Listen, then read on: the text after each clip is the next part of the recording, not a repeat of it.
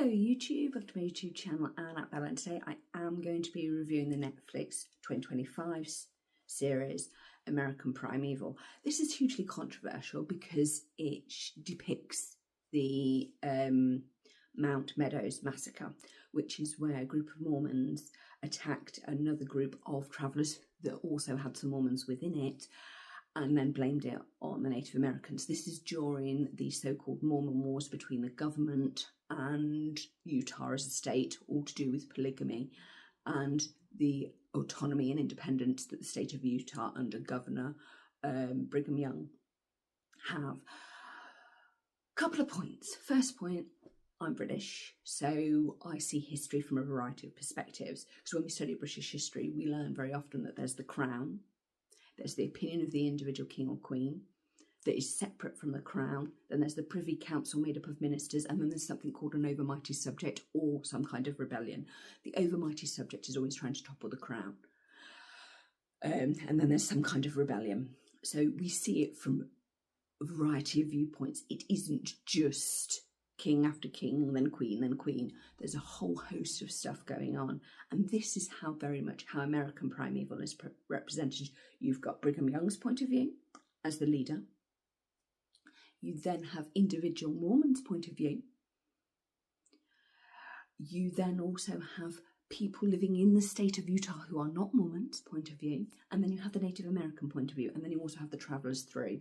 The travellers through are really easy for me to deal with because they're typical Western. You've got a woman, you've got a child, and she's trying to save them. And they're going to get through to where they're going to get through. They're going to go to California and meet their father. Except they're not. They're going to, spoiler warning, they end up not doing that. They end up doing something else because her son's got a dodgy leg. You also have the so-called white cowboy who has been indoctrinated by the Native Americans trope in this Western. So there's several Western tropes, and he's going to be redeemed by saving his new family, i.e. the woman and her son, because he's lost his previous son and wife previous. That's a common thing in Westerns. We like to dissect stuff. Brigham Young, his presentation, did I think it was accurate? Yes, I did. There are many sides to Brigham Young. I've recently seen 6 Days in August, which shows, this is Joseph Smith, this is the young Brigham Young, how Brigham Young became the leader of the church after Joseph Smith was killed, and Hiram. And that's fascinating because there is actually 5 contenders for the leadership after the founder dies. Because what do? Your founder has died. Who will lead you? It is a massive question. It's not happened before. Check this out. There are a variety of perspectives to Brigham Young. One, very spiritual man. Very spiritual man, could speak in tongues and control cattle. This is what we know in Mormon law. 2, he had loads of wives. He was a polygamist. But then again, his first wife, Miriam, died when she was 26. So his second wife, he had her when he was relatively young, and then he started collecting more. We also have to take into the fact, separate from his calling as a prophet over a whole church, he was also a civic leader. He was the governor of a whole state. So every single life, whether they be a member of the church or not, was under Brigham Young's jurisdiction. He was a civic and political leader as well as a religious leader. How I see it is Joseph dreamed the dream. Joseph Smith dreamed the dream and founded the Church of Jesus Christ of Latter-day Saints. It then branched off into many different branches after his death. Brigham Young I see as living the life that Joseph never could have. He's the one that ties everything that Joseph saw and brings it. Because Brigham Young is very religious, a civic leader, but he's also very practical. He's a builder. He's a farmer. He's a carpenter. He builds things, not just temples, also cabins, also missions to Britain, because he was part of the second mission to Britain. I find that fascinating. So he's a really important guy. So what do you do with your community that's fled? Because they've fled a lot of places. They've fled Kirkland, they fled Illinois, they fled Nauvoo, and then they end up in Great Salt Lake. They keep fleeing. I mean, this is a community that had an extermination order from another governor from another state, good old Governor Boggs, which is unheard of in America, to have a religious group. Yeah, you can just terminate them. You can exterminate them like rats. That is highly unusual. So how do you react to that? And what is really important within LDS doctrine is the members are taught the principles and then left alone to sort of follow them. And this is how it went down. The Mount Meadows people came. The local members knew that they were there, but they didn't know that they were travellers. So they sent people to scout. They weren't sure. And basically, the priesthood came to the conclusion, we'll massacre them because we don't know if they're for us or whether they're for the American government who's trying to kill us, because we're currently at war with them over polygamy and various other things. And then Brigham Young, a message gets to Brigham Young that there's these travellers. He says, watch them.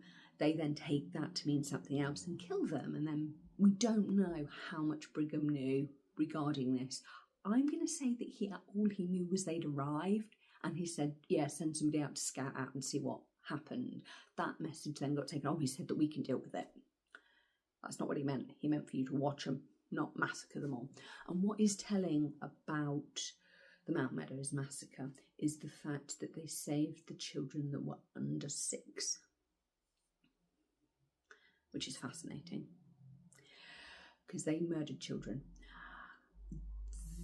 The show is at start. The show deals with the massacre really well, I feel. A lot of Mormons don't like it. I feel that it's accurate. That's my personal viewpoint. But then again, I'm used to blocking history into different groups. You've got Brigham Young, you've got his Mormon followers. You had some Mormon followers that were part of the Mount Meadows massacre, i.e. travelling with the people, with the refugees there. You've got with the settlers. You've also got the Mormons currently living in Utah, and you also got the Native Americans, and you've also got that fort that Brigham Young was desperately trying to buy it, because if he buys that fort, he's got the access route in and out to Utah. So from a civics point of view, as a governance point of view, I want to own that, because then I can control who comes in and out of my state. It's almost like he's sticking a pole in the ground, so this is where we're going to build the Salt Lake Temple.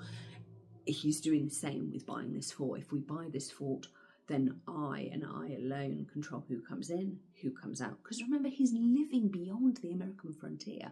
At this point, Utah is being debated. Should it be a state? Should it not be a state? Is it going to be a state? That's still up for debate. You know, they could kick them out.